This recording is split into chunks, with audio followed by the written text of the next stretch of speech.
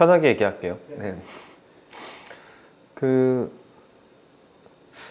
임진왜란에 관련해서 뭐 여러 가지 이제 이야기가 있고 우리가 배운 게 있는데, 또 오늘 제가 뽑은 제목은 임진왜란에서 조선군은 왜 이렇게 무기력했을까 뭐 이런 부분인데, 단순히 뭐 사실 뭐 임진왜란이라는 게 전쟁이다 보니까 뭐 여기서 전투나 전쟁 이야기도 조금 나오지만, 전반적으로 그냥 그 시대 조선시대의 그 16세기 조선시대를 좀 이렇게 바라볼 수 있는 한 시기, 한 어떤 챕터가 될 것 같아요. 역사상 챕터. 그래서 좀 전투와 어떤 전황을 설명이 위주가 될 텐데, 그러면서도 또 이 시기의 어떤 정치적 특성 이런 거를 좀 설명하는, 그렇게 하겠습니다.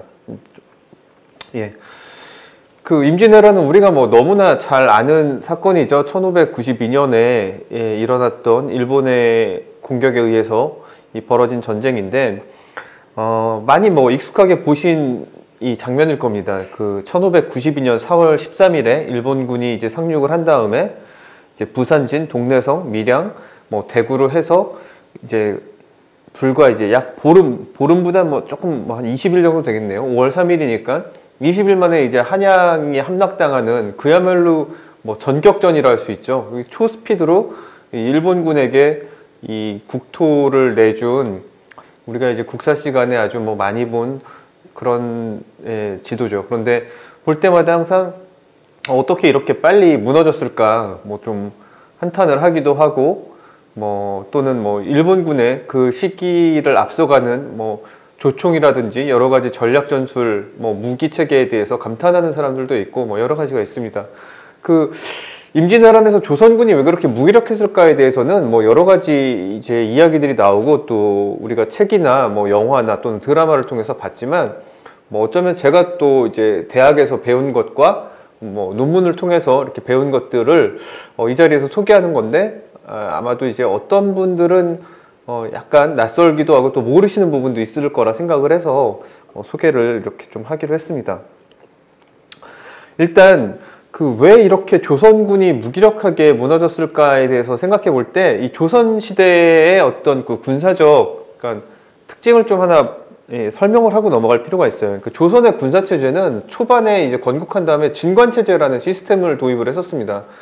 이거는 쉽게 말해서 그 지역방어 시스템이라고 우리가 생각하면 좋아요. 그러니까 각 도에 이제 관찰사가 있는데, 관찰사 밑에 병마절도사, 이 육군을 통솔하는 병마절도사와 해군을 통솔하는 수군절도사, 두 개의 이제 이 직책을 두고서 이 관리를 하는 시스템입니다. 그러니까 뭐 예를 들어서 뭐 부산에 뭐 쳐들어왔다고, 뭐 밀양에 쳐들어왔다 그러면 경상도에 이제 그 시스템, 진관 시스템, 경상도의 이제 그 진관 체제에 따라 이 병마절도사와 수군절도사의 이제 지휘 아래 뭐 여기를 이제 뭐 방어를 하는 거고, 뭐 전라도도 마찬가지고 다 마찬가지입니다. 이게 이제 진관 체제 핵심인데, 이런 진관 체제로 이제 막을 수 있었던 이유 중에, 채택한 이유 중에 하나는 뭐 가장 중요한 거는 이 시기가 보기 드물게 사실은 안정돼 있었다는 거죠. 그러니까 명나라와 뭐 일본과 여진, 뭐 크게 만주엔 여진족이 있었는데, 사실은 크게 뭐 군사적으로 어떤 위기다 뭐 이런 걸 걱정하지 않아도 될 정도로 이 시기에 각국이 매우 뭐 비교적 안정적인 평화로운 시기를 보내고 있을 때라서, 쉽게 말해서 뭐 지역의 이제 향토방위군 수준으로 이 적들을 물리칠 수 있는 수준, 뭐 외란이라고 해봐야 뭐 한 2~3천 명 정도 이제 소란 일으키는 정도였기 때문에, 이 시스템으로 사실은 임진왜란이 일어날 때까지 1392년에 건국한 조선이 1592년 임진왜란을 맞게 되죠. 그러니까 약 200년 동안 이 진관 시스템으로 충분히 이제 방비가 가능했던 아주 평화로운 시기였던 거죠. 그러니까 이 시스템으로 이제 가능했던 건데, 유지가 가능했던 건데, 문제는 이 1583년, 그러니까 이 임진왜란이 벌어지기 10년 전에 뭐 니탄계라고도 하고 이탄계라고도 하는데, 뭐 이탄계라고 썼습니다. 이탄계 난이라는 그 여진족의 난이 벌어집니다. 그래서 이제 3만 명의 여진족이 대대적으로 이제 침입을 해와서, 이때 아주 뭐 곤욕을 치릅니다. 조선군이. 이 지방의 어떤 진관체제 시스템으로는 도무지 대응하기 어려운 그런 이제 난리를 겪다 보니까, 이때서 이제 이 전력의 집중화를 좀 해야겠다. 도저히 이제 진관체제 시스템만으로는 이런 위기를 우리가 극복하기 어렵다 이런 뭐 반성이랄지 뭐 깨달음을 얻게 돼서 새로운 시스템을 도입하게 되는 거죠. 그래서 도입한 게 재승방략 체제라는 건데요. 아까랑 이제 좀 차이가 보일 겁니다. 일단 재승방략 체제라는 거는 아까 우리가 먼저 봤던 진관 체제 같은 경우는 이제 도의 관찰사 아래 이제 병마절도사, 수군절도사 이렇게 이제 각 지역마다 이렇게 두는 그런 시스템이라고 하면은 재승방략 체제는 이제 중앙에 도원수를 두고 정일품 뭐 아주 이제 최고위직이죠. 그 아래 뭐 도순변사, 뭐 또 순변사 이게 약간 평행하게 뒀는데 이게 칸이 좀 그래서 사실은 요 아래 이제 옵니다. 요 아래 오는데 또 사실 도원수와 요 사이에 뭐 도채찰사라고도 있는데 그거는 뭐 오늘 이제 강의에서 그렇게 중요한 직책은 아니라서 제가 그냥 생략을 했고요. 하여튼 도원수 아래 도순변사, 순변사 그리고 방어사, 조방장. 요 조방장까지가 이제 중앙군 시스템이라고 보면 돼요. 그러니까 도원수로부터 조방장까지 이 중앙군의 어떤 군사 체제를 두고 이 사람들이 지휘하는 중앙군이 지방으로 가서 저 오른쪽 끝에 있는 지방관, 이제 아까 말한 뭐 이런 거죠. 이 병마절도사, 수군절도사 같은 지방관과 함께 이제 합류를 해서 외적을 물리친다라는 체제인데, 그러니까 전력을 이제 중앙에 상당히 권한을 주는 거죠, 권한을. 이렇게 되면 아주 이제 전력을 집중화해서 아무리 이제 강력한 적이 쳐들어오더라도 이를 이제 막아낼 수 있다. 뭐 그런 시스템인 거죠. 그러니까 뭐 쉽게 말해서 진관을 이렇게 뭐 분산형이라고 하면 이 재승방략 체제인데 집중화 뭐 이런 시스템입니다. 그래서 뭐 다행이랄지 불행이랄지 어쨌든 임진왜란 이 10년 전에 이 니탄계난을 겪으면서 조선의 이 병영 시스템, 군사 시스템이 이렇게 좀 전환을 이뤘다. 그런 시기, 이 재승방략 시스템이 자리를 잡는 요 과정에 임진왜란이 일어났다는 거는 나중에 이제 설명에서도 계속 뭐 느끼게 되지만 상당히 중요한 이제 뭐랄까 하나의 포인트가 됩니다. 장점은 뭐 크게 두 가지가 있었습니다. 아까도 말했지만 이 정예병을 이제 육성을 해서 전력을 집중화시킬 수 있다는 게 하나가 장점이었고요. 그러니까 서울에서 정예병을 막 육성시킨 다음에 이 전력을 가지고 지방군과 합류시켜서 집중화시킨다는 거. 두 번째 장점은 전문 무관을 이제 투입할 수 있다는 건데, 우리가 뭐 조선시대 뭐 잘 알겠지만 굳이 설명을 안 해도 이제 보통 이제 과거 시험을 치러서 뭐 문과에 급제를 해서 이제 뭐 벼슬이 이제 올라가면은 이제 예를 들면 아까 말했던 관찰사, 뭐 병마절도사 이런 거 다 이제 문관들이 이제 맡았던 거죠. 그러니까 이제 시험을 쳐서 그러다 보니까 이 전문 군인이 아니라 이제 뭐 좀 그러니까 좀 낮춰서 말하면 글 공부만 하던 서생이 이 군사를 다루다 보니까 사실은 그렇게 뭐 전문적이진 못했어요. 이 군사를 다루는 데 있어서. 그러다 보니까 이런 이제 반면에 이제 재승방략 시스템은 뭐 방어사라든지 조방장이라든지 이런 거는 이제 아주 이제 전문화된 이제 원래 이제 이제 무과 시험을 봐서 군으로 이제 올라간 사람들이 주로 이제 담당을 하고 그랬기 때문에 뭐 순찰사도 마찬가지고 뭐 그렇기 때문에 아주 이제 뭐랄까 군사에 아주 능통한 아주 전문화된 사람들 무관들을 투입할 수 있었다 뭐 그런 얘기고요. 다만 이제 단점이 이게 이제 우리가 이제 익숙한 거지만 단점이 이 속도, 스피드입니다. 스피드. 예를 들어 이제 임진왜란 때 이제 벌어지지만 한양에서 이제 중앙군을 이제 통솔을 해갖고 정말 정예병을 끌고 이제 가는데 이게 이제 거리가 멀어지면 서울에서 거리가 멀어지면 멀어질수록 그만큼 도착하는 시간이 이제 오래 걸리기 때문에 이 스피드, 기동성에 있어서는 대단히 약점을 보입니다. 그러니까 아까도 말씀드렸다시피 뭐 임진왜란 때도 마찬가지지만 한양에서 부산까지 가는데 뭐 한 달 정도 걸리고 뭐 이러다 보니까 이게 아주 효과적인 그런 대응을 하기 어려웠던 거죠. 그래서 물론 이제 뭐 재승방략을 한다고 해서 지방에 방어 시스템이 전혀 없냐, 그건 아니었기 때문에 이걸 이제 적절히 섞어서 쓴 거죠. 조선 같은 경우도. 그래서 이제 임진왜란이 일어났을 때 이 재승방략에 따라 도원수는 이제 김명원, 도순변사는 신립, 순변사 이일, 방어사는 두 사람인데요. 성은길 조경, 좌방어사, 우방어사 이렇게 있어서 그렇습니다. 조방장도 마찬가지. 좌조방장, 우조방장 이렇게 있었기 때문에 유극량과 변기라는 저희가 있었고, 참고로 아닙니다. 나중에 넘어가세요. 예, 그리고 네, 이제 지방관. 그러니까 요게 이제 그 임진왜란이 우리가 일어났을 때 처음에 어떤 하나의 어떤 군사 그 장수시 체제라고 보면 돼요. 신립 같은 경우도 아주 유명한 무관이었고, 이일도 마찬가지고, 뭐 그 밑에 방어사 조방장 말할 것도 없이 다 아주 이제 그 현장 경험이 아주 풍부한 그런 무장들이었습니다. 그러니까 이 인선만으로 보면은 뭐 조선의 뭐 베스트다, 그 당시로서는 뭐 그런 아주 이 진용을 갖추고 있었던 거죠. 그러니까 이 조선에서는 뭐 임진왜란이 일어났을 때 이렇게 이제 이 지휘진을 꾸리면서 뭐 큰 걱정을 사실은 안 했을 거예요. 아주 나중에 이제 더 설명을 하겠지만 신립 같은 경우도 아주 뭐 유명한 무장이고 그랬기 때문에, 여기서 이제 한 가지 우리가 오해가 있는데, 우리가 흔히 이제 그런 얘기 많이 하지 않습니까? 임진왜란이 일어나기 전에 그 조정에서 사실 이제 파견을 해서 동인의 황윤길, 죄송합니다.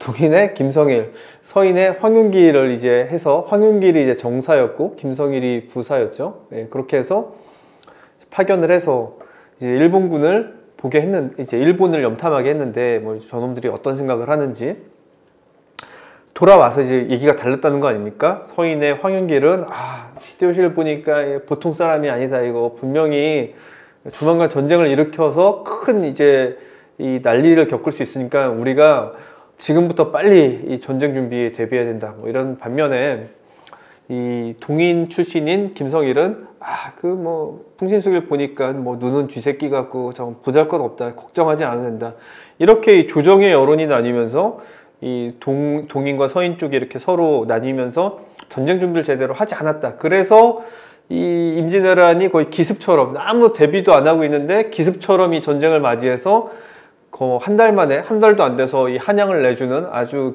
대참패를 한 거다, 이렇게 생각들을 많이 하는데, 저도 학교에서 그렇게 배웠고요. 근데 사실 그렇지 않습니다. 그건 뭐 사실과 다르고요. 비록 그렇게 보고는 했지만, 그러니까 동인과 서인이 그렇게 그러니까 황윤길과 김성일을 그렇게 다르게 얘기는 했지만, 김성일의 얘기는 뭐 전혀 전쟁 가능성이 없다 이런 건 아니었고, 나중에 유성룡의 뭐 징비록 같은 데서도 나오지만 뭐 전쟁이 일어날 가능성 자체를 부정한 건 아니다. 하지만 이제 뭐 황윤길만이 한 것처럼 저렇게 호들갑 떨 정도는 아니다, 뭐 이렇게 온도차 정도다라고 이제 보시면 되고, 뭐 이 조정에서는 사실 전쟁 준비를 열심히 했습니다, 나름. 그러니까 일본에서 쳐들어올 거라는 걸 분명히 인지하고 있었다는 거죠. 그래서 이 이순신, 그러니까 전쟁이 곧 일어날 거다라는 생각에 이순신, 원균, 김시민, 이게 우리나라 이제 임진왜란에 대해서 공부할 때 많이 이제 보게 되는 이 장수 이름들이죠. 이 이순신, 원균, 김시민이 원래 다 저 북쪽에서 여진족을 상대로 하던 이 장수들이었습니다. 거기서 이제 맹활약하던 장수들인데, 나름 이제 그 북방에서 아주 좋은 실적을 올린 엘리트 장수들에 속했죠. 그래서 조정에서 이 이순신이나 원균이나 김시민 같은 이 장수들을 이제 남쪽으로 파견을 시킵니다. 그래서 뭐 이순신 같은 경우도 전라 좌수영을 맡게 되고, 그리고 저 원균 같은 경우도 이제 경상 우수영을 이제 맡게 되고, 그런 식으로 이제 일본군이 이제 올 거라는 것은 어느 정도 인지를 하고 있었다는 거죠. 다만 문제는 시기에 있어서 이제 그게 이제 언제 올 것이냐, 정말 1592년, 그러니까 같이 예를 들면은 이순신이 그 전라 좌수영에 임명된 게 그 임진왜란이 일어나기 약 한 달 전쯤이었어요. 그리고 이제 원균 같은 경우는 아마 정확히 제가 기억 못하는데 아마 2달인가 뭐 한 달인가 제가 그랬던 걸로 알고 있습니다. 그러니까 원균을 뭐 한두 달 전에 이제 했다는 거는 아직 그 조선 조정에서 그렇게 이제 이 1592년 뭐 4월쯤 올 거다라고 생각은 안 했던 것 같아요. 그러니까 뭐 아마 전쟁이 일어난다 하더라도 뭐 한 1594년이든 5년이든 한 2, 3년의 여유는 있다고 생각을 아마 했던 것 같습니다. 다만 이순신과 이제 원균을 또 비교를 하자면 이순신이 조금 더 준비할 기간이 좀 길었던 거죠. 한 9개월 내지 10개월 정도. 그래서 일각에서 이제 원균을 좀 옹호하는 쪽에서는 이순신에 비해서 너무 준비 기간이 짧았다. 원규는 와서 이제 2달 됐는데 그거 뭐 어떻게 이제 파악을 다 하겠냐. 전쟁 준비 대비하기에는 너무 이제 좀 불행했다. 원균 같은 경우는 뭐 그런 얘기를 하는 사람들도 있습니다. 하여튼 그 조정에서는 준비를 하고 있었다. 그리고 뭐 이외에도 이 당시 이제 기록을 보면은 뭐 경상도 쪽에 이렇게 뭐 성벽을 쌓고 성벽을 다시 수리하고 뭐 그러는 이제 명령을 내리고 뭐 백성들이 성 쌓는 게 이제 너무 힘들다 뭐 이런 보고가 이제 올라오고 이러기도 합니다. 이제 두 번째로 전쟁에 대비했다라는 이제 증거 중에 하나인데, 이거는 뭐 자주 보신 그 지도도 아닐 거예요. 저도 이제 그 논문에서 이제 몇 군데 논문에서 찾아갖고 이제 그 논문에 따라서 제가 이제 이번에 책을 내면서 그림인데, 일본군이 곧 올 거다. 그럼 어떻게 막느냐? 계획을 세웁니다. 뭐냐면 첫 번째로는 그 김해와 동래를 잇는 제1방어선. 만약에 여기가 뚫린다. 그러면 2방어선에서 막는다. 2방어선은 창원과 울산을 잇는 이 선인데 여기서 막는다. 만약에 여기가 뚫리면 어떻게 되느냐? 그러면 이제 최종 방어선이 대구라는 거죠. 제3방어선. 그래서 아까 이제 그 진관체제랑 재승방약체제 이제 말씀을 드렸는데, 1방어선과 2방어선은 원래 기존에 하던 대로 이 지방의 이제 관찰사의 지휘 아래 1방어선과 2방어선은 그 지역의 동래부사와 김해부사가 각각 지휘해서 막아낸다. 만에 하나 이 진관체제에 따른 이 1, 2방어선이 뚫리면 그 다음에는 이제 3방어선은 뭐냐면 아까 이제 설명했던 재승방약 시스템에 따라서 중앙에서 온 정예군이 대구에 집결해서 이 순변사의 지휘 아래 이 3방어선에서 막아낸다. 이게 이 조선의 당시 이제 전략이었던 거죠. 작전, 일종의 방어 작전이었던 겁니다.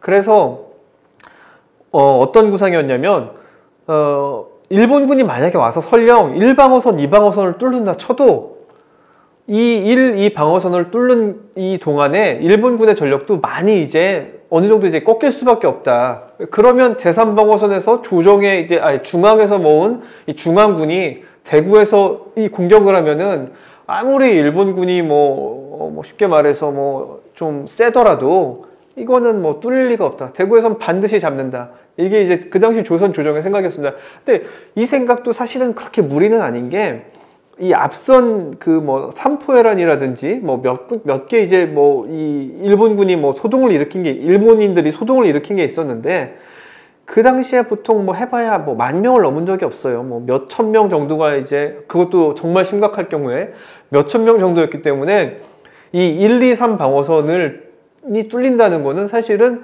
그 당시 조선의 어떤 조정의 생각에서는, 구상에서는 전혀 이 실현 가능한 그런 어떤 시나리오가 아닌 거죠. 그러니까 나름대로는 그 당시에 어떤 그 뭐랄까요, 정세관이랄지 그 이전의 앞선 경험에 따라서 봤을 때는 조선에서도 나름대로는 준비를 했다. 다만 나름대로 준비를 했는데 문제는 뭐냐면은 실제로 일본에 가서 이 전력을 정탐하지 않았다는 거죠. 그러니까 일본군의 전력이 정말 어느 정도고 얘들의 병력이 어느 정도인지는 그러니까 가서 이제 확인을 안 했다는 거. 우리가 나중에 이제 보면 알겠지만 임진왜란 때 뭐 한 30만 명 정도가 이제 준비를 해서 뭐 10몇만 명이 넘어오고 그러지 않습니까? 그 정도의 병력이 그 조총이라는 앞선 무기를 가지고 이렇게 들어올 거다라는 거를, 사실은 그런 어떤 적의 어떤 전력에 대해서 아주 꼼꼼한 그 첩보 같은 게 있었어야 되는데, 조선이 하나 못한 게 그런 거, 적에 대해서 전혀 알지 못했다. 그게 아주 나중에 큰 재앙으로 다가오게 됩니다. 그래서 이거 이제 뭐 넣는데, 아주 유명한 말이죠. 이 타이슨이 했던 말 중에 Everyone has a plan until they get punched in the mouth 해가지고, 이게 뭐 많이 이제 그 인터넷에서 유행하는 밈이라고 하지, 밈 중에 하나인데, 뭐 해석은 뭐 여러 가지 있을 수 있겠지만 보통 뭐 그렇게 하는 것 같아요. 뭐 누구나 뭐 그럴듯한 계획을 가지고 있다. 처맞기 전까지는. 뭐 이런 얘기를 많이 하죠. 이 임진왜란 때 그 조선이 사실은 딱 이런 상황이 된 겁니다. 그러니까 아까도 말씀드렸다시피 그 1, 2, 3 방어선이라는 건 아주 그럴듯한 계획이었어요, 사실은. 그런데 이게 뚫릴 줄은 전혀 몰랐던 거죠. 나중에 이제 맞고 나서야 뚫리고 나서야 이 계획이 상당히 허망했다는 것을 알게 되는데, 문제가 이제 아주 뭐 심각해집니다. 문제가 심각해진 거는, 자, 일단은 한양에서 아까도 말씀드렸다시피 이 징병을 했어야 됐는데, 이때 이제 그 한양에서 중앙군을 이제 모집을 해서 훈련을 시켜서 내려갔어야 되는데, 이미 200년 동안 이제 뭐랄까요, 평화롭게 되게 이제 지내다 보니까 이 징병 시스템이 사실상 거의 망가져 있었습니다. 그러니까 이 뭐 여유가 되는 사람들은, 뭐 자세하게 여기서 설명하기는 좀 그런데, 하여튼 여유가 되는 사람들은 자기가 말을 갖고서 이제 기병이 돼야 했고, 뭐 이런 그런 이 계급이나 어떤 경제적 형편에 따라서 이제 뭐 기병이나 이제 보병을 한양에서 이제 모을 수 있게끔 제도는 그렇게 돼 있었는데, 문제는 비상시에 이제 모여라 이제 하고 사니까 아무도 안 모이는 거예요. 아이고, 뭐 전쟁터에 내가 왜 가 싫은데요. 뭐 오니까 다 이제 훈련도 안 돼 있고, 뭐 말을 가지고 와야 되는데 말도 안 갖고 오고, 뭐 엉망이었던 거죠. 그래서 아까도 이제 말씀드린 게 이제 순변사, 이때 이제 순변사가 여기서 보면 이일이라는 사람인데,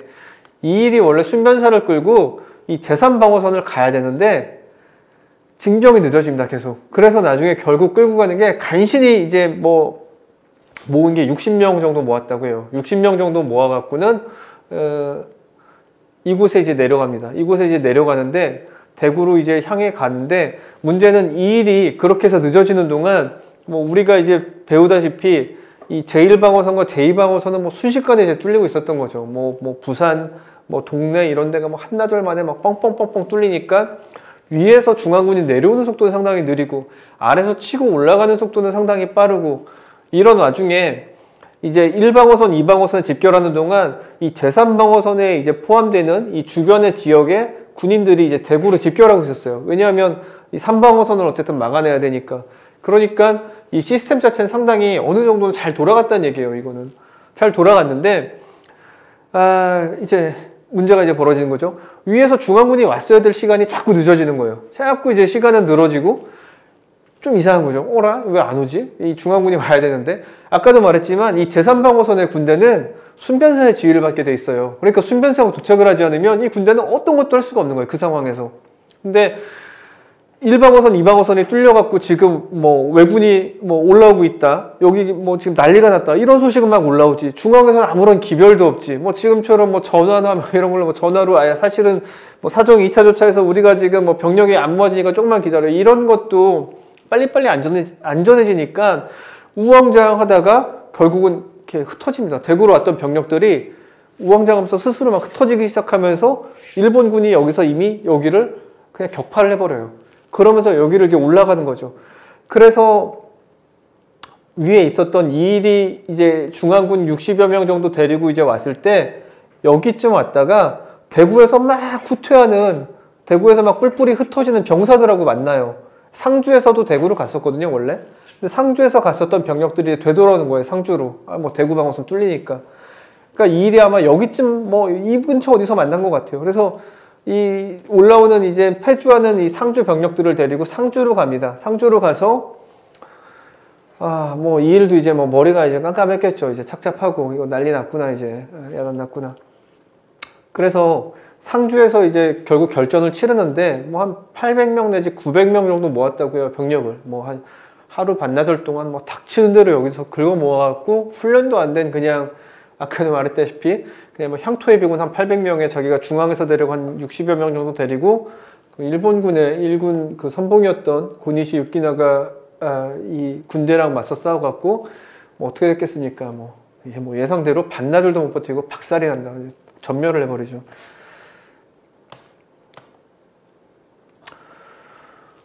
자, 그렇게 해서 말씀드렸다시피 한양에서 징병이 어려워지고 늦어지는 중앙지휘관, 예상보다 빠르게 무너진 1, 2방어선, 결국 제3방어선, 대구방어선의 괴멸. 그래서 4월 23일에 순변사 2일이 상주에 도착했지만 이미 방어선은 붕괴됐고 결국 900명 정도 되는 관군을 모아서 1군에 맞서다가 전멸했다. 이게 이 전쟁이 벌어지고 약 한 2주, 보름도 안 되는 동안에 이 경상도 방어선이 무너지는 과정입니다. 그러니까 이 방어선이 뚫리니까, 경상도 방어선이 뚫리니까 어떻게 됐겠습니까? 그다음부터 이제 계획이 없어요. 조선에서는 이제 이다음부터는 뭐 이 플랜 B도 없고 플랜 C도 없고 정말 이제 우왕좌왕하는 와중에 이제 선조는 이제 도망갈 수밖에 없게 된 거죠. 자, 그 다음에는 이제 도순변사 신립에 대해서 우리가 뭐 아주 역사에서 유명한 탄금대 전투에서 좀 볼 텐데요. 뭐 탄금대 전투에 대해서 모르는 분은 없겠죠. 아까도 말씀드렸다시피 이제 그 제승방략체제 시스템에서 지방관, 조방장, 방어사, 순변사가 이끌었던 경상도 방어진이 박살이 납니다. 이 보름 만에.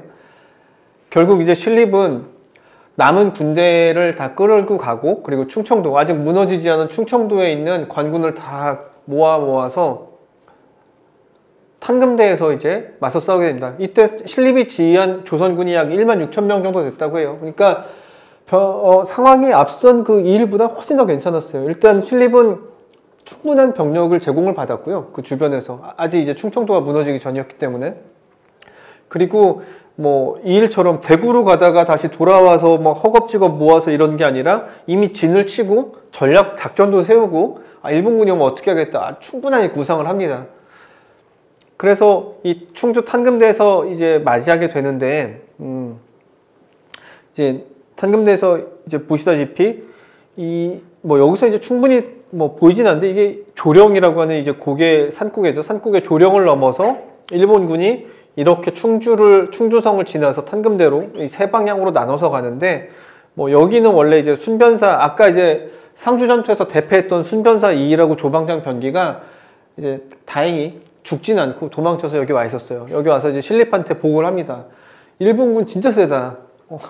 진짜 세다. 그러니까 신립이 상당히 불쾌하게 생각을 해요. 그거에 대해서. 아니, 제대로 싸우지도 않고 저거 와갖고 죽는 소리부터 하네. 막 짜증내면서 여기로 보내버려요. 여기 지키라고. 그래갖고 하여튼 여기서 지키는데 뭐 별 수 있겠습니까? 여기서 어쨌든 금방 무너지는데, 하여튼 일본군이 이 세 개로 나눠갖고 이 공격을 합니다. 약 15,000명 정도 됐다고 하는데, 그러니까 병력에서 있어서는 그렇게 큰 차이가 안 났어요. 사실은 병력에 있어서는 큰 차이가 안 났고 해볼 만한 전투였다. 그리고 아까도 말씀드렸다시피 신립은 충분한 고민을 하고서 이 전략을 짰다. 알겠지만 전략은 첫 번째, 이 세 가지 이제 포인트를 볼 수 있는데, 첫 번째, 조령을 피하고 탄금대를 선택한 건데, 늘 얘기를 하죠. 우리가 왜 신립이 그 소수의 인원으로만 있어도 지킬 수 있는, 조령에서 이 고개에서 이렇게 있으면은 일본군이 막 오면 거기서 집중 공격해갖고 일본군을 박살을 낼 수 있는데 왜 고기를 안 지키고 뭐 탄금대로 갔냐. 그래서 아주 그 전략적 오판이 후대까지 계속 뭐 많은 비판을 받습니다. 뭐 일설에는 뭐 꿈에 노인이 나타나서 뭐 가르쳐서 그랬다니 뭐 이런 여러 가지 얘기가 있습니다만, 신립은 또 신립대로 이유가 있었어요. 아까 이제 뭐 조선도 1, 2, 3방어선 이제 세우는 이유가 있었다고 했는데, 신립도 신립 나름의 이유가 있었습니다. 뭐냐면 첫 번째는 그 신립의, 일단 조금 앞서갈게요. 신립이 도순변사라는 이 직책에 신립이 간 이유가 있어요. 이 신립이란 인물을 한번 봐야 되는데, 이거 한번 뭐 보시죠.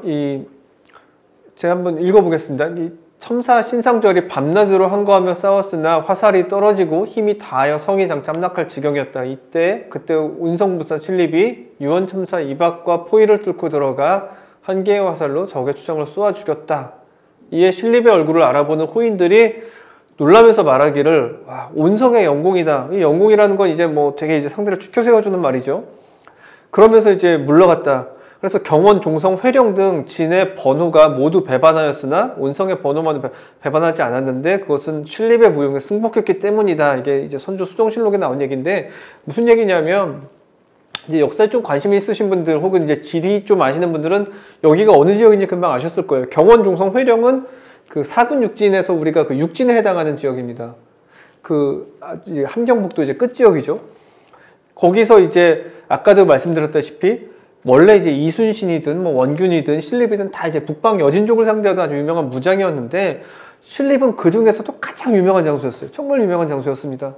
그래서 이 여진족들이 반란을 일으켰는데, 그때 뭐 난리가 났는데, 이 신립이 딱 뜨니까 여기 보면은 신립이 포위를 뚫고 들어가서 적의 초장을 쏘아 죽이니까 이 신립의 얼굴을 알아보는 호인들, 그러니까 오랑캐 이 여진족들이죠. 여진족들이 막 놀라면서 온성의 영웅이다, 그러니까 신립이 왔다, 뭐 이 얘기죠. 그러면서 다 도망갔다는 거 아닙니까? 그만큼 신립이 뜨면은 이 여진족들이 다 도망을 갈 정도로 이 명성이 이제 엄청났다는 거죠. 이 실제로 이제 신립은 이 철기군이라고 해서 아주 이 기마병, 자기의 어떤 직속 강력한 이 철기군을 뒀었는데, 이 여진족도 아주 뭐 말을 잘 타는 그런 민족들이죠.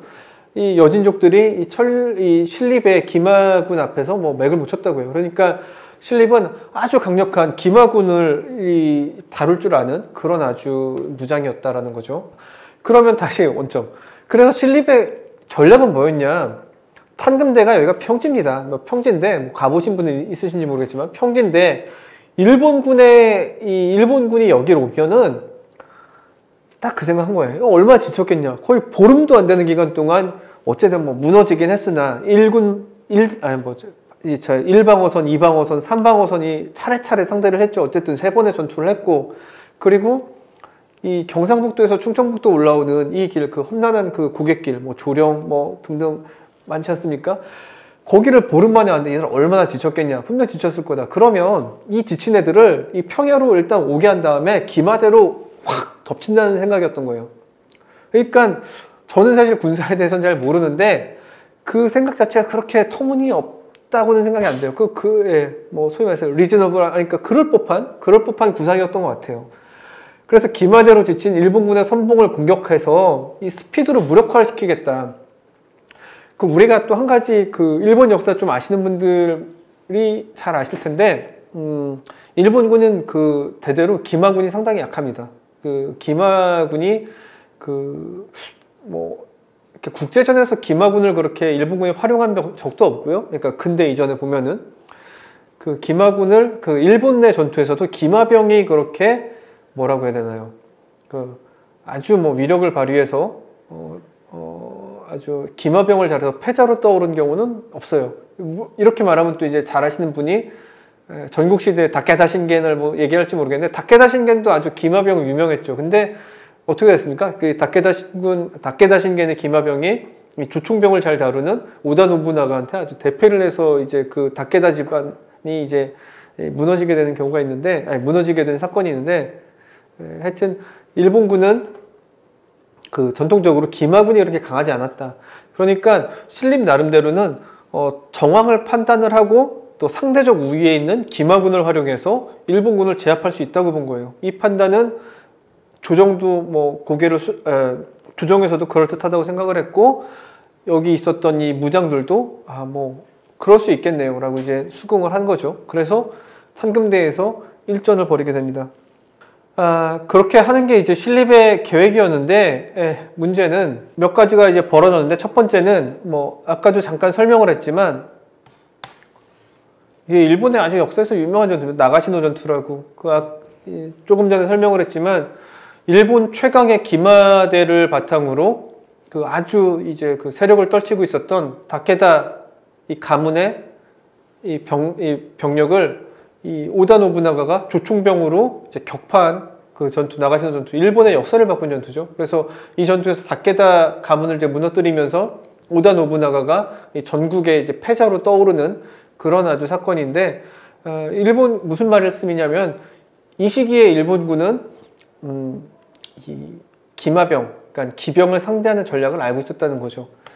그러니까 신립이 어떻게 보면 좀 운이 없는 거예요. 만약에 신립이 이 임진왜란이 1592년이 아니라 뭐 예를 들어 뭐 1492년에 일어났다, 아니면 혹은 50년만 빨리 일어났다 쳐도 아마 신립의 계획은 저는 성공했을 가능성이 크다고 봐요. 왜냐하면 정말로 일본은 그 기마술이 그렇게 발달하진 않았고, 여기까지 가서 이 기마병을 어떻게 상대할지 잘 몰랐을 테니까. 근데 문제는 이 오다 노부나가 이래 일본군은 이 차례차례 이제 조총병들이 이제 차례차례 순서를 바꿔가면서 이 기마병을 상대하는 그 전법을 알고 있었고, 두 번째 문제는 뭐였냐면 이 신립이 탄금대에 진을 세웠던 이 지역이 이 당시 농지였다고 합니다. 막 그러니까 이 농지로 바꾼 땅. 그래갖고 이때가 이제 5월이니까 음력 5월이면 이제 우리 지금 양력으로 한 6월 정도 되죠. 6월 뭐 한 중순 정도 됐을 텐데, 질퍽질퍽 땅이 질퍽질퍽하니까 이 말들이 이제 자유롭게 못 움직이는 거예요. 그 만주벌판 혹은 만주벌판까지는 뭐 갔을 수도 있고 하여튼 뭐 압록강 너머 혹은 뭐 이런 데서 막 말 달리던 이 땅이 단단하게 굳은 땅에서 막 달리던 말들이 여기 이제 논 오니까 뭐 어떻습니까? 뭐 이렇게 막 뻘같이 이제 뭐 이렇게 말 다리를 잡아당겨. 그러니까 이게 진격이라든지 이게 이동이 자유롭게 안 되는 거죠. 그런 와중에 일본군 또 아주 영악하게 이제 뭐 곳곳에 이제 뭐 이렇게 뭐라고 합니까? 이렇게 뭐 장애물 같은 것도 이렇게 하고 그러니까 이 말들이 안 그래도 질퍽거리고 장애물도 있고 이런 와중에 막 우왕좌왕 제대로 움직이지 못하는데 일본군이 이제 집중 사격을 하니까 이 신립이 자랑했던 기마군이 완전히 여기서 이제 착살이 납니다. 그러면서 탄금대도 뚫리게 되는 거죠.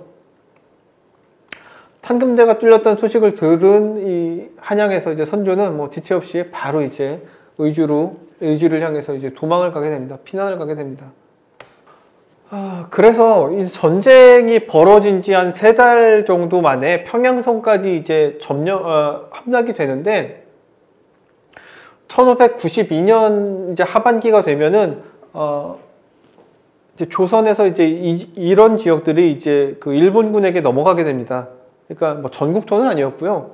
전국토는 아니었고 울산 뭐 동네 부산 뭐 이쪽을 시작으로 뭐 요 라인이 뭐 지금으로 보면 약간 뭐 조금 차이는 있지만 경부고속도로 라인하고 좀 비슷하죠. 하여튼 요 라인이 쫙 다 점령이 됩니다. 그러면서 남은 땅은 이제 뭐 지도에서 보면 알겠지만 뭐 황해도 뭐 일부 저쪽 뭐 평안북도 명나라와 국경을 맞댄 평안북도 그리고 뭐 충남 일부랑 이제 늘 자랑하는 거 호남이 이제 보존이 되죠. 이 호남이 보존이 된 게 뭐 우리도 잘 알고 있지만 이 전쟁에서 이제 상당히 판도를 바꾸게 되는 뭐 계기가 되는데 호남이 보존됐다는 건 뭐 몇 가지 상징하는 게 있었습니다. 첫 번째, 호남이 보존됨으로써 이 지역에서 활동했던 이순신의 해군을 측면 지원할 수 있었다. 해군들이 막 이렇게 다니고 여기서 이제 뭐 물자 같은 것도 보급하고 뭐 그런 지원이 가능했다는 거랑 두 번째, 사실은 이게 정말 큰 거였는데요. 일본군의 평양 지원 루트가 단절됐다는 거예요. 무슨 말이냐면 원래 일본군의 구상은 이랬다고 해요. 여기서 이제 전격전으로 이제 평양까지 간 다음에 여기서 이제 고니시 유키나가가 진격을 잠깐 이제 멈추게 됩니다. 멈추게 되는데 이제 너무 많이 올라간 거죠.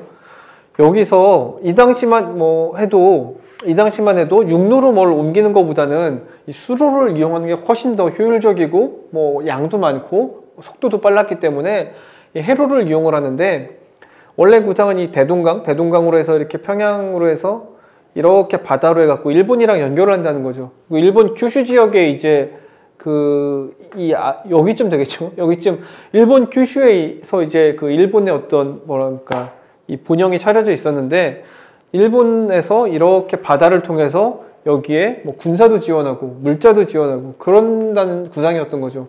그때 실제로 이 큐슈 지역에 한 15만 명 정도가 대기를 하고 있었다고 해요. 그래서 15만 명 정도 되는 군사를 이렇게 해서 이동을 하면은 여기는 뭐 이미 이제 진출해 있는 일본 그 군사들이 이렇게 점령을 하고 나머지 군사들을 지원을 받아갖고 나머지를 다 이제 점령을 하고 그러면 이제 조선 이 함락은 완성된다라고 본 거죠. 이 일본의 이 전략은 뭐 또 역시 아까 조선에 대해서 얘기한 것처럼 이 일본의 전략은 나름 이제 뭐 충분히 이제 합리적인 그런 구상이었는데 문제는 호남하고 이쪽 해안로가 이제 넘어가지 않으면서 이 일본에서 평양으로 해로로 지원하려던 루트가 이제 다 끊기게 되는 겁니다. 이쪽에서. 뭐 우리가 잘 알고 있는 뭐 이순신 해군이 여기서 뭐 활동을 하면서 이게 이제 무산이 되는 거죠. 근데 여기서 이제 그렇다면 뭐 또 하나 이제 문제 제기인데 과연 우리가 흔히 이제 그런 말 하죠. 뭐 이순신 장군이 맹활약해서 호남을 구했다. 뭐 그런 말 많이 하는데 그러면 저 옛날부터 되게 궁금했던 게 이제 그 점이었어요. 아니 뭐 이순신이 맹활약한 건 알겠다. 근데 이순신이 뭐 여수 뭐 앞바다 뭐 목포 앞바다 이런 데서 뭐 막 활약한 건 알겠는데 해군이 뭐 거북선을 끌고 뭐 안으로 들어갈 수는 없을 거 아니에요. 뭐 예를 들면 안에 뭐 전주라든지 남원이라든지 뭐 이런 내륙 도시가 있는데 이순신이 뭐 이런 해군을 이끌고서 뭐 그 아래 까지 갈 수도 없는 거고 그 안까지 들어갈 수도 없는 거고 그러면 실제로 여기는 어떻게 됐을까? 그냥 일본군이 이렇게 해서 여기를 그냥 점령하면 됐을 텐데 여기는 어떻게 지켜진 걸까? 그게 이제 상당히 저는 옛날부터 좀 의문이었는데 좀 공부를 해보니까 역시 그 이순신만 지킨 게 아니었다라는 이제 결론을 얻었습니다. 호남이 보존된 거는 두 가지 측면에서 이제 볼 수 있는데요. 하나는 의병들, 경상우도라고 이제 하는 낙동강 서쪽 지역의 의병들의 이제 활동과 김시민 목사의 이제 진주성 전투 두 개를 꼽을 수 있는데, 그 전에 이제 하나 말씀드리면 낙동강 서쪽을 경상우도라고 하고 낙동강 동쪽을 경상좌도라고 부릅니다. 그게 약간 좌우가 바뀐 거 아니야 이렇게 생각할 수 있는데 이게 옛날부터 이제 지리 관점이라는 게 왕이 한양에서 보는 이 시각이에요. 그러니까 왕이 한양에서 이렇게 내려다볼 때 낙동강의 이 서쪽은 오른쪽이 되고 낙동강의 동쪽은 왼쪽이 됩니다. 그래서 이제 경상우도 좌도가 우리가 생각하는 방향하고 좀 달라요. 반대예요. 그래서 좀 헷갈리는 분들이 있는데, 자, 그러면 이순신만 아니라 누가 또 이제 호남을 지켰냐면 이 사람들입니다. 경상우도 의병들. 의령, 창녕, 현풍, 성주, 고령, 거창 이렇게 이 경상남도에서 이렇게 전라남도로 이동하는 영남에서 호남으로 가는 주요 이 루트에서 이 의병들이 뭐 정인홍이라든지 뭐 김면이라든지 곽재우라든지 이런 유명한 의병장들이 다 이제 이거를 일본군의 진출을 저지합니다. 여기서 다 막아내 버려요. 그러면서 일본군이 원래 이 전라도로 가려고 했던 그 구상이 틀어지게 됩니다. 의병들만 있었던 게 아니라 이제 김시민 목사의 진주성 전투도 상징적인 이 싸움이었는데, 진주성 전투에 대해서 이제 조금 먼저 설명을 드릴게요. 일단 뭐 지도를 보면은 뭐 아까도 말씀드렸다시피 부산이나 뭐 이런 쪽은 자 일본에 이제 넘어가 있었고, 이렇게 해서 이제 진주를 거쳐서 이렇게 이제 전라도로 이제 넘어가려는 게 일본군의 구상이었죠. 이 당시 진주는 상당히 큰 고을이었기 때문에 이 전라도로 넘어가려면 반드시 진주를 함락시켜야지. 만약에 진주를 함락시키지 않고 뭐 이렇게 그냥 간다. 그럼 나중에 이제 진주성에서 이렇게 군사가 이 보급로를 끊어버린다든지 뭐 그럴 염려가 있었기 때문에 하여튼 진주는 반드시 점령을 해야 되는 그런 곳이었어요. 이 진주가 정말 중요했다는 거 이제 김성일의 이제 보고에서도 이제 상징적으로 나오는데, 이 김성일이 이제 그 왕에게 보고한 그 보고서를 보면은 신이 보건대 진주는 남쪽 지방의 거진으로 이제 큰 지역으로 양도, 전라도와 경상도의 요충지에 위치하였으니 이곳을 지키지 못한다면 이 일대에 보존된 여러 고을이 와해되어 조석을 보존할 수 없을 뿐만 아니라, 그러니까 이 일본군한테 하여튼 점령이 된다 그런 의미죠. 그리고 저기 반드시 호남을 침범할 것입니다. 그러니까 진주를 지키지 못하면 호남이 결국 넘어갈 수밖에 없다, 이런 우려를 이미 김성일도 이 진주의 중요성을 얘기했던 거고, 아까 제가 이제 그 호남이 넘어갈 경우에 만약에 군사 보급이 이제 평양까지 바로 이루어지는 게 이제 일본의 구상이었다 뭐 말씀을 드렸는데, 고니시 유키나가가 그 도망가 있었던 선조한테 보낸 편지에도 그게 나와요. 거기 보면은 고니시 유키나가가 선조가 한참 막 피난 가고 있을 때 편지를 보내서 이제 우리 군사 10만 명이 서해를 통해서 올 텐데 그때는 어디로 가시렵니까? 라고 이제 조롱을 합니다. 아까도 말씀드렸다시피 본토에 남아 있었던 예비병력 10만이 이렇게 바다를 통해서 평양으로 가서 거기서 이제 위로 쭉 진격을 한다는 거죠. 그러니까 그만큼 이 진주성을 지킨다는 건 그러니까 호남을 지킨다는 건 중요한 의미였고, 그 호남을 가는 길목인 진주성을 지키는 건 상당히 더더욱 중요한 일이었는데, 김시민이 이제 그 진주성 전투를 벌일 때에 이 진주성에 있었던 병력은 3,800명, 그리고 이곳에 쳐들어온 일본군은 약 1만 3천에서 2만 명 정도 됐었습니다. 그러니까 이 학자들마다 견해가 좀 다릅니다. 뭐 1만 3천이라는 사람도 있고 2만이라는 사람도 있는데, 어찌됐든 뭐 4-5배 정도 많았던 병력이고, 또한 일본군은 뭐 아주 이제 그 전투에 숙련된 그런 병력이었기 때문에, 그리고 이 전까지 조선군이 이긴 적이 없어요. 일본군을 상대로. 뭐 아까 말했던 뭐 그 탑금대 전투도 그랬고, 그래서 사기도 상당히 낮았고 이 전투가 이길 거라고 생각한 사람은 거의 없었습니다.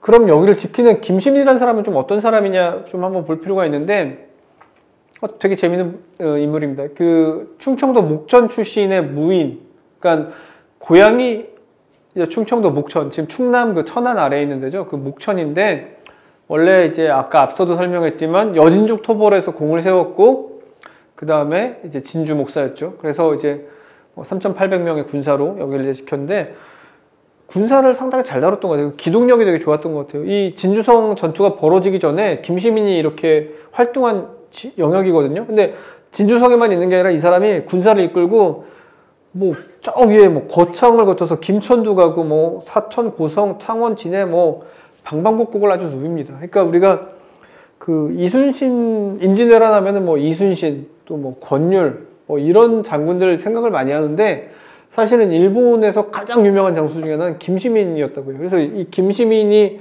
이 직책이 목사였는데 그 일본에서는 모쿠소라고 불렀어요. 모쿠소가 하도 이제 김시민 목사가 뭐 날아다니니까 이 모쿠소라는 어떤 하나의 뭐랄까 고유명사를 한 거죠. 아, 모쿠소는 정말 대단해. 모쿠소 때문에 졌어. 뭐 이런 식으로.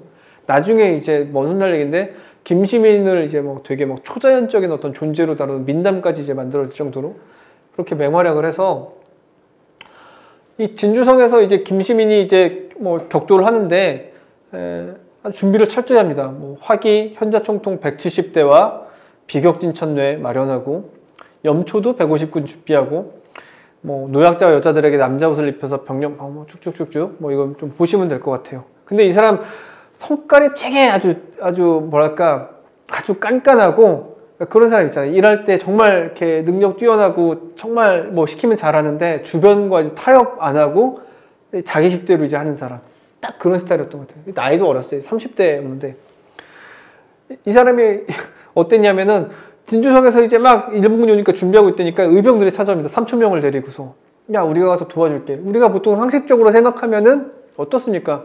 아유 고맙습니다 하고서 성문을 열고서 의병 합세하면 얼마예요? 3,800에 3,000 더하면 6,800이니까 이렇게 해서 지키려고 했을 거예요. 근데 이거 거절합니다.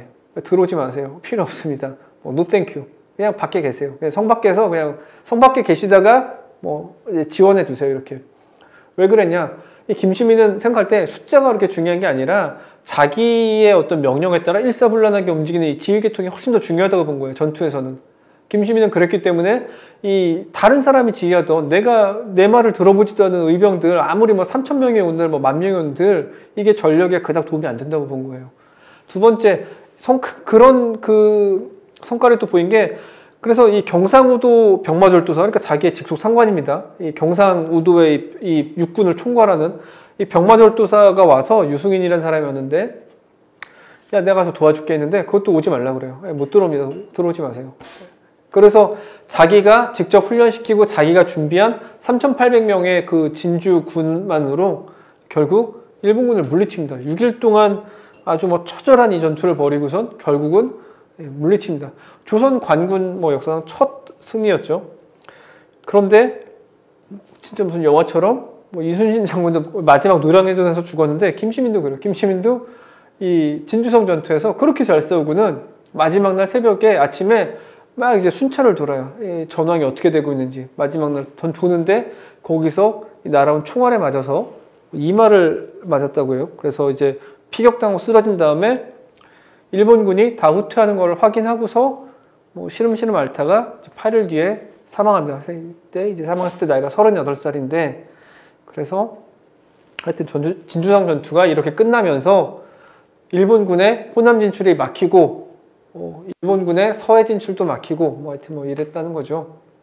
그 설명을 할 건 이제 경상우도 의병들인데 이 임진왜란의 또 하나의 숨은 퍼즐입니다. 사실은 역사에서 좀 이 사람들에 대해서 좀 많이 전 달아줬으면 좋겠는데 이 사람들의 특징이 있어요. 이 경상우도에서 이 의병을 일으킨 정인홍, 뭐 김면, 곽재우 이 사람들의 특징이 뭐냐면 조선의 사색당파가 있지 않습니까? 남인, 북인, 뭐 노론소론 이 중에 북인입니다. 전부 북인이에요. 근데 이 북인들이 여기서 의병으로 맹활약한 이유가 있습니다. 뭐 이 북인이라는 그룹이 좀 특징이 있어요. 보면은 뭐 간단하게 설명하면은 뭐 사색당파가 이제 동인과 서인이 있었는데 동인이 분열해서 북인과 남인이 됐고 서인이 한 100년 뒤에 분열됩니다. 그래서 이제 노론과 소론이 되는데 어쨌든 북인은 이 남인과 함께 동인을 이루던 그룹이었다. 그래서 대표적인 인물은 뭐 허균, 뭐 곽재우 뭐 이런 사람들이 있는데요. 이 남인과 북인의 지역적 특색이 있어요. 일단 여기 보면은 이 북인의 특징, 조식 문화를 따르는 그룹. 그러니까 이 남인의 지역적 기반은 안동입니다. 안동. 이쪽 안동, 뭐 대구, 선산 이쪽, 경상북도 쪽. 그리고 이제 좌상도라고 불렀던, 그러니까 경상, 좌도의 약간 북쪽인데 이 퇴계 이항의 학문을 숭상하는 사람들 그룹이었어요. 그리고 반대로 북인들은 어디냐? 남인들이 또 하필이면 위에 가고 북인들이 아래에 있는데 이거는 뭐 그래서는 아닙니다만 하여튼 이 북인은 이 남명 조식을 따르는 그룹인데 이 낙동강 하류 쪽에 있는 이 진주, 의령, 합천 이쪽에 이 지역적 기반이었던 사람들이에요. 근데 약간 차이가 있어요. 학문적 차이가 뭐냐면 퇴계이황은 아주 대표적인 정통 성리학자입니다. 아주 대표적인 성리학자라서 학문을 열심히 공부해야 되고 뭐 어떤 인간의 심리 뭐 사단 칠정론이라든지 뭐 이기론이라든지 이런 거에 아주 그러니까 깊은 어떤 인간의 심성에 대해서 탐구하는 정통 학자 그룹이었고 그게 이제 남인입니다. 북인은 좀 달라요. 이 남명 조식이라는 사람을 따르던 이 사람들인데 이 사람들은 성리학자긴 성리학자인데 다방면에 관심이 많아요. 불교에도 관심이 있고 도교에도 관심이 있고 병법에도 관심이 있고 그래서 남명 조식도 맨날 이렇게 칼 차고 다니고 나중에 이제 죽을 때 자기 수제자였던 정인홍한테도 칼을 물려줍니다. 그 정도로 성리학자긴 한데 어떻게 보면 뭐 문무를 겸비하고 상당히 군사적인 거에도 관심이 많고 또 이 사람들의 특징이 뭐냐면 이 지역이 낙동강 수원을 따라서 일찍부터 상업이 발달했어요. 그리고 이 토지도 비옥하고 일찍부터 이제 되게 재산 뭐 이런 거에 대해서 되게 밝았던 사람들이에요. 상업 자본도 다른 지역에 비해서 되게 좀 넉넉한 편이었고 그래서 이 지역에 의병이 많이 나옵니다. 왜냐? 첫 번째 지켜야 될 재산이 있거든요. 이 지역은 다른 땅에 털리면은 아이씨 뭐 털리는 건데 이 사람들은 털리기엔 너무 아까운 자산이라는 걸 갖고 있었던 그룹이에요. 두 번째 의병을 꾸리려면 돈이 있어야 됩니다. 뭐 무기도 사야 되죠. 뭐 옷도 입혀야 되죠. 먹을 것도 뭐 먹여야 되죠. 보통 돈이 많이 드는 게 아니에요. 근데 이 의병들을 꾸릴 만한 돈이 있었다는 거예요. 이 지역은. 이 반대로 생각하면은 뭐 나중에 병자호란 이럴 때 함경도 이런 데에서 왜 의병이 안 일어났을까? 평안북도 이런 데서 이 좀 생각해보면 비교 좀 차이가 있어요. 여기만큼 돈도 없었고 이 지역의 어떤 사족들만큼의 어떤 지역 기반이 좀 확실하지 못했던 지켜야 될 재산이 좀 뭐 그렇지 않았다라는 거. 네. 하여튼 뭐 그 정도로 하고 하여튼 이 지역의 북인의 지역 기반과 북인이라는 그룹이 이렇게 좀 독특한 그룹이었다라는 거. 일본군이 넘어올 때 아주 죽기 살기로 싸웁니다. 죽기 살기로 싸우고 이 사람들이 보면 싸운 데 특징이 있어요. 뭐냐면 잘 보이실지 모르겠는데 이게 낙동강이에요. 낙동강 이렇게 낙동강 수운인데 이렇게 해서 이제 올라가는 겁니다. 근데 그 옛날에는 뭐 바닷길보다는 조선 자체는 이 부산에서 이 한양으로 세금 같은 거 조운이라고 하죠. 이렇게 뭐 옮길 때 조운선이라고 해서 이 낙동강 수운을 따라서 배로 많이 옮겼어요. 물자도 그렇고 이 육로로 뭐 이렇게 간 게 아니라 다 낙동강에서 이렇게 배를 띄워서 뭐 부산이든 진주든 이렇게 배를 띄워서 이 낙동강 수운을 이용해서 물자가 이동을 했어요. 그런데 보십시오. 그 북인들이 여기서 의령, 창녕, 현풍 뭐 이렇게 낙동강을 따라서 다 전투를 이었는데 이게 이유가 있습니다. 이 강 주변을 다 장악을 해버리면은 일본군이 물자를 못 보내요.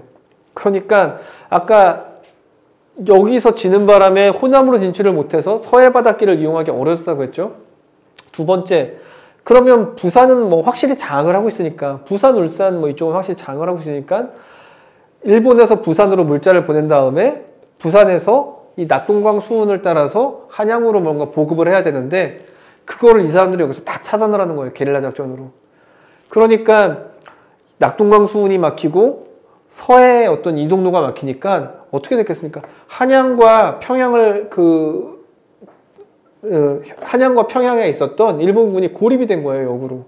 그러니까 이 부산에 있는 일본군과 이 한양 평양에 있는 일본군의 전선이 두 개로 이렇게 서서히 분리가 되면서 서로 이제 원활하게 어떤 보급이라든지 군사이동이라든지 이런 게 막히면서 임진왜란의 전황이 서서히 바뀌게 되는 겁니다.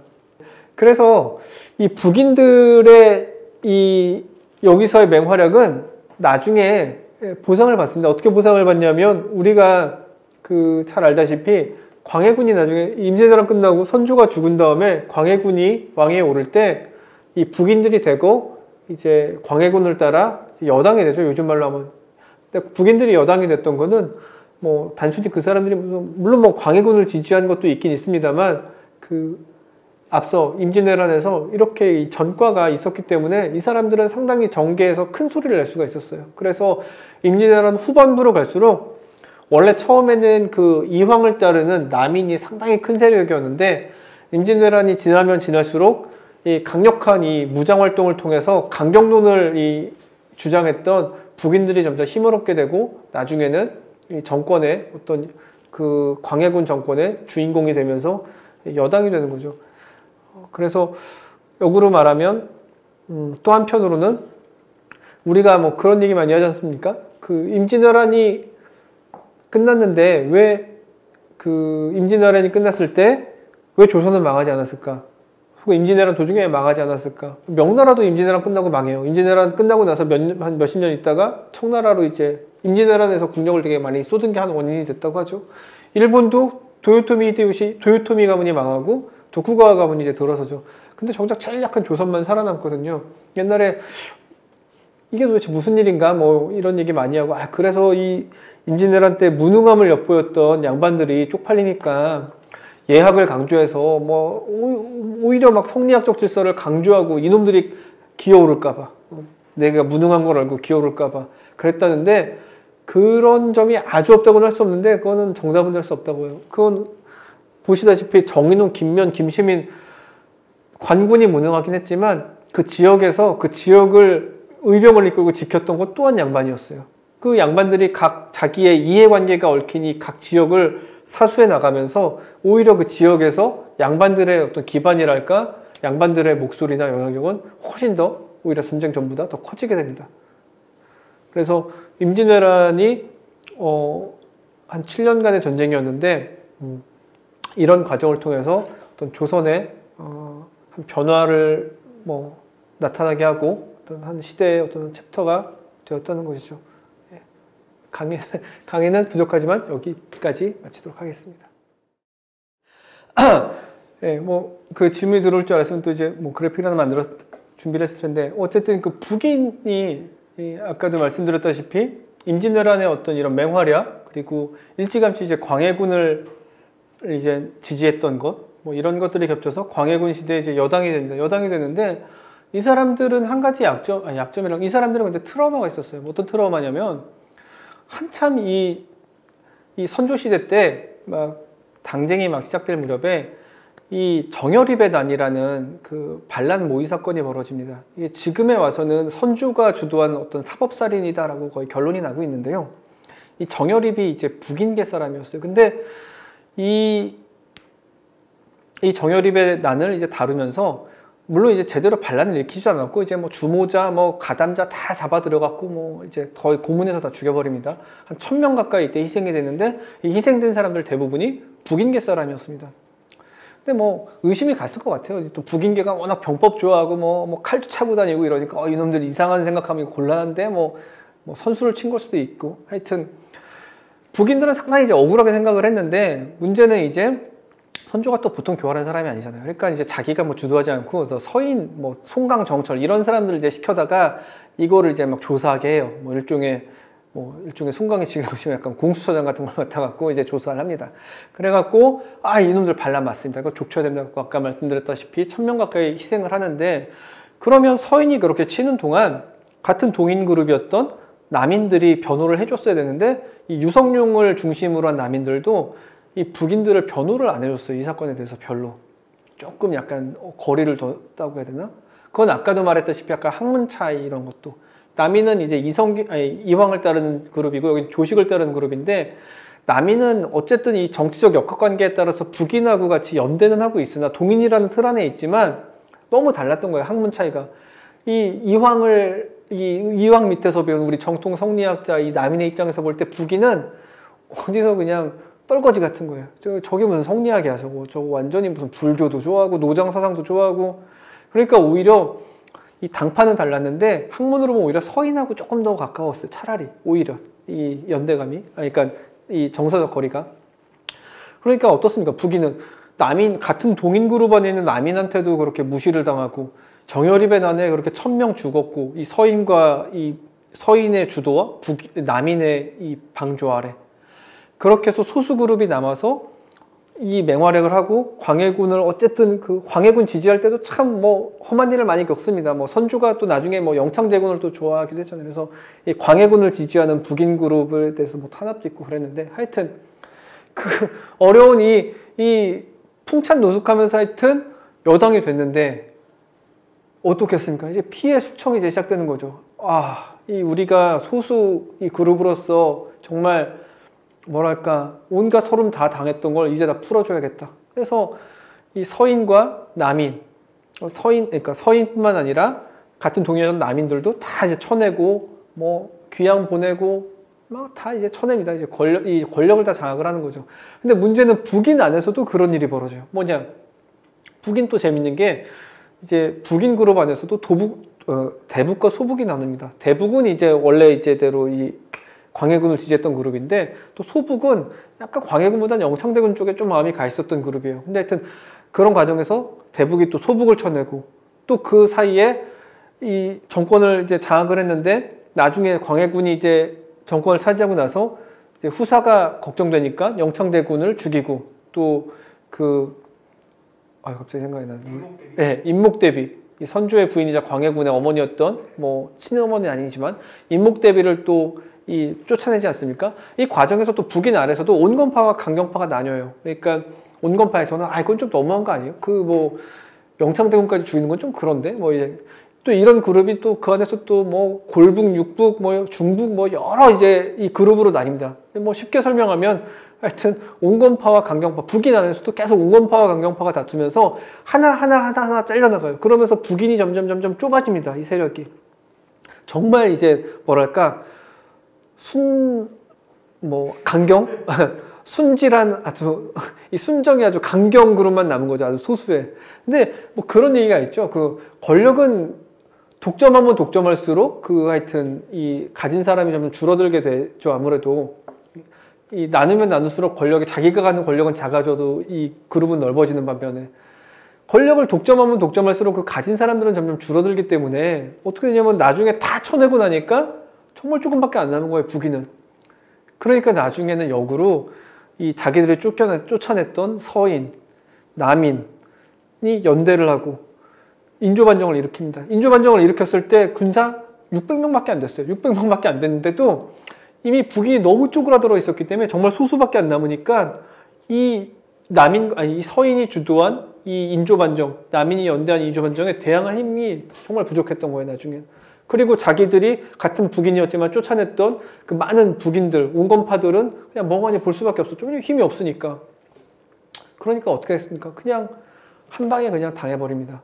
그러니까 이 북인의 이 흥망성쇠는 우리한테 주는 아주 큰 교훈이 있다고 봐요. 뭐냐면 상당한 그 전과도 있었고 명분도 갖추고 있었고 실력도 있었고 또 뭐 하여튼 사람들한테 내세울 수 있었던 뭐 일종의 공도 있었고 임진왜란을 지켰다라는 공 같은 거. 하지만 그게 지나친 어떤 독선과 아집이 되면서 권력을 독점하려 했고, 권력을 독점하면서 폭주를 했고, 폭주를 하면서 점점 자기들과 뜻을 달리하는 사람들을 같이 설득하고서 이렇게 끌고 가기보다는 계속 이제 떨어뜨려 나가는, 찢어내는, 분리해나는 그런 방법을 쓰면서 나중에는 정말 초라하게 하루 만에 퇴장할 수밖에 없었다. 그리고서는 북인은 영원히 그 조선 이 역사에서 등장하지 않습니다. 다른 남인이라든지 뭐 노론소로는 계속 그 이후에도 등장을 하지만 북인은 인조반정에서 날아간 다음에 다시는 등장하지 않아요. 그게 북인이라는 이 정치 그룹이 우리에게 주는 메시지는 결코 가볍지 않다고 봅니다. 네. 여기까지 하겠습니다. 네. 수고하셨습니다. 감사합니다.